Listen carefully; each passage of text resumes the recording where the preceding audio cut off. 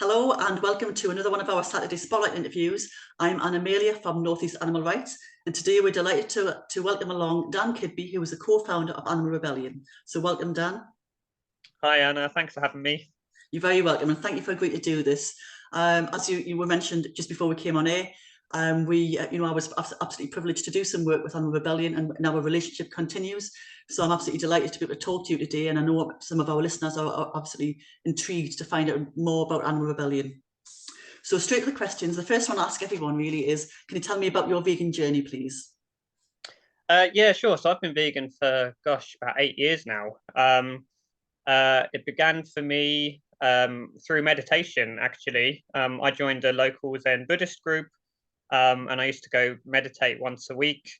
And one of the times I went, I just had a really powerful experience, which um, I would describe it as, I mean, it's best described in terms of what happens afterwards, and just my empathy levels were just up a notch. Yeah. So I remember going home that evening and turning on the telly and seeing about the war in Syria. And it was like, normally, you hear the news, you hear all these bad stories, and you're desensitized to it, and you kind of, it can wash over you a bit. But it was just, my heart just really went out, and it's like, oh my God, there's a war going on. Oh my God, all those people suffering. And what I found is that every kind of issue and injustice I encountered, I really was having that empathetic connection afterwards. And so it was only a matter of time until the question came to me around eating animals. And once it did, it was just like, well, I've got to take this seriously. There's clearly someone who's suffering at the end of this. So I thought it through, and I couldn't justify eating them anymore. So I went vegetarian, and then a friend of mine was just transitioning to veganism just as I decided to go vegetarian. And then she just said, "You do know what happens to cows and chickens in the dairy and egg industries?" And I was just like, "Oh no, what am I going to eat?" But then yeah, and then I just, over the next 3 months, I transitioned over to veganism, and then very quickly got into campaigning. Mhm. It's an interesting route actually through meditation. That's not what I've heard before. It must be quite unique. So most of us have heard or seen about what Extinction Rebellion have been doing and what they've been up to. So how does Animal Rebellion differ from in terms of aims, and why did you decide there was a need for Animal Rebellion? Yeah, so Extinction Rebellion. I mean, I was around in the early days of Extinction Rebellion. I've kind of been working with the people who set it up for a number of years beforehand, and I think so. So XR set up, climate emergency, ecological breakdown, really important to get a movement going and put the message out there and really mobilize the masses. But whilst they were doing that and having enormous success, they weren't talking about animal farming and fishing. So I went and volunteered full time with them, particularly like in their first rebellion. And I just remember just like my heart just wasn't in it, because I was just like, why isn't animal farming and fishing being spoken about? And I remember very vivid this moment of opening up, I think it was the Sentience Institute website, and they had as their homepage this beautiful profile shot of this chicken. And you could just see their big eye, and it was just beautiful. And I just looked at that, and my heart just went, "Oh, I care about this so much." Yeah. Um, and I realized I just couldn't resonate with XR, but I really, really supported them, and they were doing absolutely phenomenal work. So there was a real wish to kind of go in and support them and continue being involved in that movement, but be authentic as well in terms of what it is that I feel and believe. So then, after the April 2019 rebellion, which was their big cultural shift moment of just coming out globally, very soon after that, I got connected up with a wonderful person called Dora Hargitay, who was talking about setting up the animal rights version of Extinction Rebellion. She got introduced to me, and then I'd been studying how to build social movements for the last few years, and I knew all of how XR operated from working with them for so long. And it was just one of those things of, if we're going to do it, then these are the methods that we can use, and this is how it'll be successful. And then we just realized after April, we later, we were like basically saying, yep, we're doing this, we're quitting our jobs, it's going full on. And then all of a sudden there were just like all of these NGOs into the room and 10 people quitting their jobs, and it just blew up from there. Yeah, it had its own gravitational energy. I know, I know Dora from obviously the September Action, because she was heavily involved in all the mental health and the wellbeing stuff, which she was absolutely brilliant at that, really, really good. Oh yeah, she's great. And I know our friend Alex Lockwood is involved as well, isn't he? Yeah, Alex. Yeah, he came in as one of those first 10 people. I didn't know Alex before that. He kind of got in through lots of people came in through different networks and things like that. And Yeah. Alex wound up in the room, and he was just an absolute godsend because he's the Yeah. best media person I've ever met in my life. And just from a narrative perspective, Yeah. he just brought so much knowledge and insight. And so there was a really good original team to really get this going. And then we drew in even more amazing people. Yeah. One of the things I was fascinated with, and when we started doing the actions, was talking about the structure, how Animal Rebellion and the structure is set up. So in terms of decision making, so it's quite distinctive. So can you tell me about that, and how it differs from other groups? Because other groups are, they say, the democratic, or you have the autocratic sort of decision making processes, but you have a very different sort of decision making process. And also, you have a very strict non-violent and direct action approach as well. So could you maybe tell us about those a little bit, please? Yeah, so in terms of the structure, yeah, the kind of structure that we use, and many other groups are using this as well these days, is, I mean, it emerged off of, so groups tend to see there's two different approaches. Either you go hierarchical and then you have bosses who tell you what to do, or you have like consensus decision making where everyone gets a say. So obviously the one with the bosses isn't great because, you know, people aren't empowered, and you know, you've got to trust that the people on top know all their stuff, and but there's also loads of insight from people who are lower down the chain that never gets heard.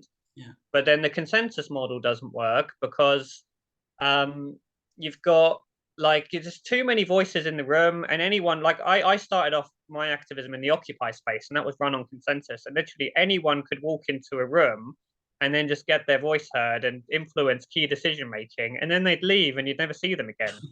And it's like, and to have people have influence over things that they don't actually have any responsibility to implement doesn't work. And you also just wind up in like 10-hour long meetings where you're trying to get like so many different voices heard. So what Animal Rebellion seeks to do is we use a structure which is kind of influenced by models like holacracy and sociocracy, which are kind of like new governance systems that also like organizations and businesses are using. And it's basically, it's both hierarchical and non-hierarchical and neither. It's its own like entity in that basically it works through having a central team which can distribute power and decision-making authority down to different individuals or different groups. And then those groups are able to make their own decisions and unleash their own creativity, with also the support and direction from, so everything gets tied together in a nice manageable way. But it's basically like groups of people coming together and making decisions over the things that they're responsible for, and not just doing what this person says you need to do this. So it's a lot more of a collaborative approach, but also there's respect in that if this team has this decision making and this team doesn't, then it's like there's a respect that like you can't just like sweep in, and you can't just force your way into that decision making space, and you can't also just discard it. So it's just a way to try and compartmentalize decisions and ensure things can just move really quickly. And that's enabled Animal Rebellion to grow into just like having loads and loads of teams at the national level, all doing loads and loads of stuff. And then also at the local level, it's like, you know, we're setting up this regional structure and local groups now where groups can just go and pretty much, as long as they stick to our principles and values and being non-violent, like you said, which is really crucial, and following the same vision and aims, they can kind of do what they want really, but also being encouraged to kind of come together when we have big national campaigns.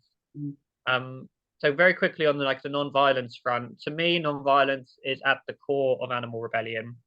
It's both a strategy in that it's the most, from what I can tell through practical experience and also from looking at history, the most effective way to bring about change, because you know, if you go blow something up, then it's kind of, or you go shoot someone, not great way to get. And from a philosophical perspective, I mean, I firmly believe that you can't bring well, our goal is a non-violent world in this, and I don't think you can bring that about by violent means. Like, if you push anything through violence, or you force it through, then you wind up in a situation where you have bitterness and resentment, and then a generation later it kicks back, and all the social progress you achieve you lose. Yeah. So it's really kind of founded in that deep philosophy of nonviolence that draws from Martin Luther King and Gandhi and so on, and we really see ourselves in that nonviolent tradition. Yeah, I think for me, one of the main attractions for Animal Rebellion, for me personally, is the non-violent direct action approach, because it's outside. I mean, the direct action is not something that my group personally does, but the non-violent and the peaceful approach certainly is. You know, I've been in groups where you have there's lots of megaphones, lots of shouting and everything, and that really doesn't really work unless you're doing a business disruption, obviously. But all it does is kind of like unsettles your own head. It damages your mental health. And it doesn't work, and it doesn't achieve anything in the long term, because people are not going to listen to what you're saying. So going on to some of the things that, I mean, I know obviously with September Action, there's been loads of things, the tofu eating wokarati stunt in Trafalgar Square, who I know I know two of the three people who were doing that. Amazing. We know that was a great deal of press mentions and controversial interviews, with Piers Morgan and social media posts, but there was very little on the mainstream media, like the TV news. And again, even at the weekend, we had the COP27, and we had literally, sort of about 30 seconds worth of news on our local news, and we were quite disappointed. So why do you think that is? Well, I think it's definitely picking up. I mean, in our round of September, so in the September campaign, when we were doing the dairy distribution centre blockades, yeah, we got around 2,000 press mention, but in terms of like really breaking into the mainstream media, we got some quite high profile interviews there. But we didn't we wanted the front pages, and we were going for the front pages of newspapers. What's really annoying is that we were literally on the cusp of getting it. We had the problem with dairy distribution centre blockades is that, one, the press aren't interested in something that's often an industrial park somewhere.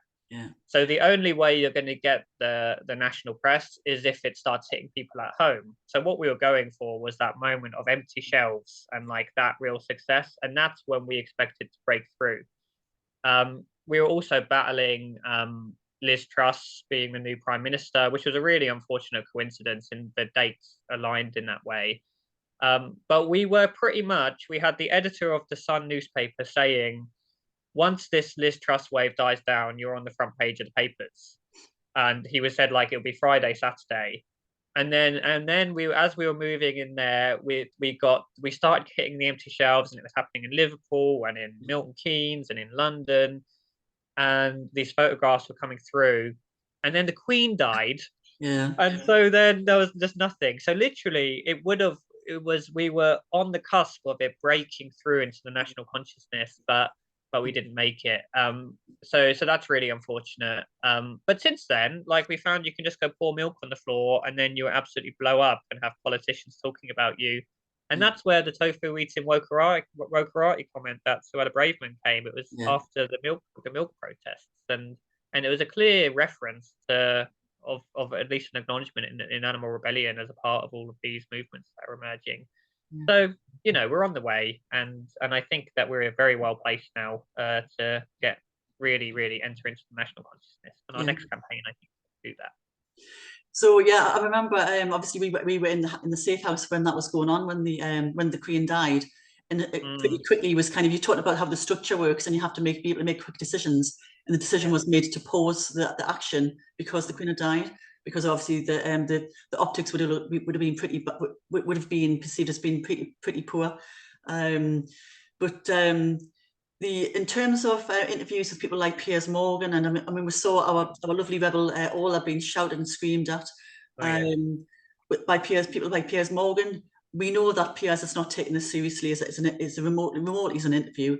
Do you think that helped Animal Rebellion's cause? I mean, do you think you kind of brought people over to kind of to more sort of feeling more empathetic or sympathetic towards Animal Rebellion? I mean, I don't know. I question a lot of these right-wing interviews, to be honest. Like, what is the point of them, where they just like shout you down and you don't get to speak? I mean, the way we have related to them in the past is that it's not actually about convincing the viewers, because, you know, if a talk TV viewer, it's probably not much that we're going to say that's going to change their mind. Which is why, you know, peers can just go and just shout at us and make fools of us on TV shows, because they don't expect any. That's what they expect. That's what they want to see. So I kind of feel the way I relate to these right wing interviews, the real hard ones, the hardline ones, is all we need to do is go in there and be seen to be not the stereotype. Yeah. And if we can go and they go, you know, they're a knob because they're doing this, but, you know, they actually seem quite nice. Yeah. If you can just get they actually seem quite nice, to me that's good enough, and it's possibly worthwhile going on. But Piers Morgan, that doesn't seem to be possible to even get that, because he doesn't even let you even get anything in. But we are having discussions within Animal Rebellion whether it's worth putting energy into a lot of these channels like GB News and Talk TV. We have, like, as of like recently, broken into like the BBC Two interviews and you know, like Politics Live and things like that. And also I'm really interested in podcasts as well, in like, you know, where you can go, the difference between going into an interview and having like half an hour where you get asked a question and you can answer it and actually go into things and have a conversation, compared to like a 4-minute segment where they just attack you with, why do you do this, why do you do that? And like, it's just, it feels so much different in terms of changing people. I feel like that's where it's at. So it's a real big challenge, social movements, in an age of corporate media that is aligned to just smashing you. It's really hard. So it's not like the old days. Now, since obviously these actions have started, I mean, you mentioned obviously we've had 3 prime ministers since. Have we had 3 or 2? I've kind of lost track. Yeah, it's a mess, isn't it? Yeah, we've and obviously the stance now is there's legislation coming in to crack down on protesters, taking an even harder line on peaceful protests. And I was quite disappointed to see, the so-called Socialist Party, the Labour Party, Keir Starmer, saying that he would take a very, very similar stance. He did an LBC interview and he was saying that he's going to make sure that he takes a hardline stance. And I spoke to our local MP and she was kind of saying the same thing, that they're going to make sure that essential services aren't stopped. So how do you feel? I mean, I was quite disappointed about that. So how do you feel about, like the government's and the basically politicians' stance on peaceful protests? Well, first of all, on Labour, I mean, Labour's not been Labour for many years, as far as I'm concerned. So that doesn't surprise me in the slightest, that they're singing from the same hymn sheet as the Tories. I mean, we've got a broken political system that doesn't want to change, and that's both sides of the aisle. So, in terms of these repressive measures that they're bringing in, my attitude to it is, well, I always expected it to happen, and to me, it's a sign of success.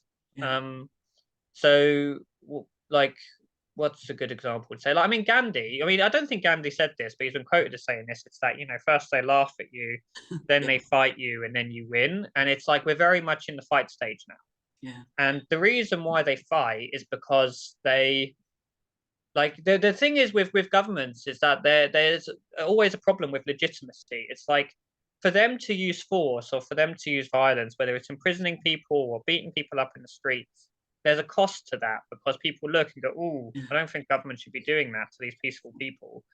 So when they start acting that way, it's because they're feeling like there are less and less options, and they're feeling more and more pressure. And that's like, so the more they move into this space, and the more they start using fear and aggression to get their way and force, that you're getting closer and closer to that win. So to me, it's just part of the path, and we just have to push through that repression and not allow fear to take over. So it's the ongoing mobilization, it's the ongoing actions, it's the ongoing escalation is going to be really, really crucial. So in a sense, I mean, I've been thinking about social movements for so long. I think I'm a bit like desensitized to it. I personally, I feel like I should sometimes, but I don't get like the outrage of, oh God, they've done this. How dare they? I'm just like, well, they're going to do it, weren't they? So Yeah. let's just keep going. So sometimes I feel like maybe I need to tap into the emotions more, but it's just, yeah, part of the journey, as far as I experience it. And then, is there anything else to say on the repression front? Um, yeah, I'd say the impact that it has on us, that it's having on me, is like when you have people being remanded who are first time offenders who go and do one action blocking the M25. Um, so that has an impact in terms of recruitment, because people go, if I do something, am I going to be in prison for a month?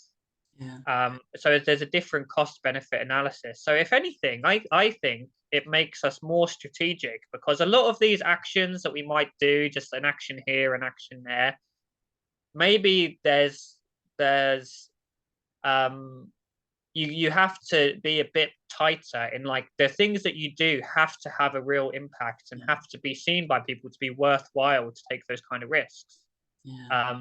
Because if they're not, and someone does just a random action and then they risk being taken out for a month, they're not going to want to do it. So if anything, like, it forces us to be more strategic. So Mm. and so in that sense, I'm uh, feel quite excited, really, because it's making me think more strategically.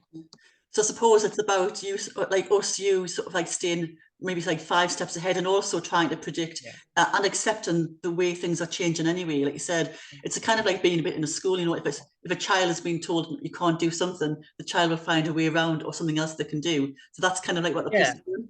The police or their bosses, if you like, they're kind of like finding new ways to stop us doing things, which we were able to do.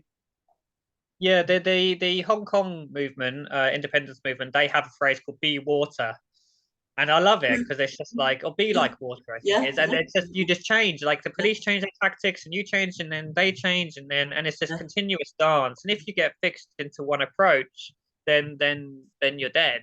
And yeah, that's like what Extinction Rebellion did. Extinction Rebellion just said, we're going to do a rebellion, and then we're going to do a rebellion, and yeah. another rebellion. Mm. And you just wear yourself out because those tactics are no longer suitable for the times. Yeah. Um, so yeah, it's that continuous adaptation, strategic shifts, and like, yeah. So in the campaign we're planning at the moment, we are looking at a strategic shift to adapt to this new increased repression. We we found that in September there were a lot of like brand new activists, and already now some of those activists who were brand new at the time have been arrested, like 2 and 3, or probably on the 4th arrest now. You know, and they are obviously grown in confidence and very committed. And you know, like I said, I mean, we've got a couple up here in the northeast who have just been absolutely brilliant. And I know that when all these actions are going on, and these big sort of like hopefully headline hitting actions, there's an awful lot of work going on behind the scenes. We've kind of like changed our attack now from, you know, the early days of farmers were our enemies. Actually, farmers are not our enemies. It's a system which is our enemy. So we are trying to work with farmers, and we've always said when we have farmers approach us when we're doing our outreach, you know, they come up and say, "Oh, you don't like us." We say, "No, it's just we were born in different paths, and you are part of the same broken system that we are part of. So we want Yeah. to help you, and you can help us. You know, we know you've got a very stressful job. It's an awfully stressful lifestyle. So that's kind of like the angle we're trying to use now. And we know that you were talking to a lot of farmers behind the scenes when the action was going on. So how were they going then? Just say, like, I'm so pleased to hear you say that, because yeah, it's true. They're not our enemy, and it's the system that, and it's the ideology that's our enemy. It's not the individuals themselves. Yeah. Um, so yeah, so in, during the blockade, went and towards the auction houses in the southwest. And Yeah. what we discovered, first of all, is that auction houses aren't just places where people buy and sell animals, but they also are community centres. So they have cafes in there, they have mental health services in there, they have NHS services, they have they have a chaplaincy. So it's like, it's a place where often a farmer will be the only time they leave the farm all week will be to go to the auction house. Yeah. So it's a lot more to that environment than I realized. I thought it was just a place of trade. And so yeah, so when the blockades were going on, we went to these places, we met with the managers, and we explained who we are. I said, "Hi, I'm Dan. I'm co-founder of Animal Rebellion. We're the people who are currently blockading the who are currently drilling tires right now." And that the initial reaction from most people who we met was hostility. In like faces would often go red, Yeah. bright red, just out of anger. Mm. Um, but then and would always go straight in and instantly apologize to people. In a look, I know that we're causing you a lot of stress, and just want to acknowledge that and the impact that that has on you. And we don't stand against you. It might seem strange to hear, but we don't see you as our enemy. Yeah. And we're here today because we want to talk with you, or we want to see how we can work together, because this, what we're fighting for is for all of us. Yeah. And then we listen to them a lot and really hear and understand and empathize with a load of the struggles that farmers are facing. Because at the end of the day, what farmers are experiencing is rising industrialization. So it's essentially small grocery stores and the rise of supermarkets, and all these small grocery stores are closing down. So when like vegans are going and saying, yes, a dairy farm is closed, the 99% of the time it's the small guy being replaced by a mega farm. So it's not a victory in the slightest. Mhm. Um, and and so like rising trade deals and the climate crisis impacting their feed production or crop production, so many different things are impacting them, and they're being hammered from every angle, and they don't feel as though they have any representation or a voice in Yeah. politics, because they're on the farm all day long, and and what we're kind of like learning from them is that there's so much of their struggles that we can weave into our own narratives and into what we're fighting for, because we want farmers to be you know valued and cared of, and have feel like that the services are being the service they provide to the society in terms of producing food is paying them well, and being reflected back by, yes, society's value and money and stuff like that. Um, so we're learning from them, and also and then we're communicating honestly and authentically to them as well, and saying, look, we're in a climate emergency, 2 to 3 years to completely implement the transformative policies. And the sad fact of the matter is, for you guys, that means animal farming can't continue. Yeah. We need to find a way to transition out. And we found, because we went and because we listened and because we were respectful and kind, people were receptive to us when it was time for us to share. And those conversations are ongoing, and those relationships are continuing. And Animal Rebellion are going to be putting in a lot of energy into dialoguing with farmers and building connection. And the last thing to say is, the real interesting thing, which I found fascinating, is that because of the disruption, because we were doing the stuff like the tire drilling, meant that the conversations were just 10 times more powerful than you could ever have with a farmer otherwise, because you don't need to dance around your differences. Your differences are right there on the table. And so the honesty and the authenticity through which you can interact is just palpable. It's really there's an energy behind it that's hard to describe unless if you experience it. But the possibility for transformation there is really, really huge. Yeah. And alliance. Yeah. So that's it's a really, really positive note to end on. I mean, we're running out of time now. I could talk to you for absolutely ages. There's so many things I want to ask you, but I know we obviously have a limited time. So we're going to end there. But thank you very much. I'm really, really excited to do some more work with you and to see what's happening in the near future. So I want to sign off now. So I want to say thank you very much to Dan Kidby, who is the co-founder of Animal Rebellion. Really, really appreciate you coming along to talk to us today, and sending you lots of love and positivity towards all the stuff that you're doing and you're thinking about. And please look after yourself as well. Okay. So this is Anna Amelia from Northeast Animal Rights signing off and saying goodbye to Dan, and thank you to everybody else for listening. Thank you so much, Anna, and thanks for everyone listening. Pleasure.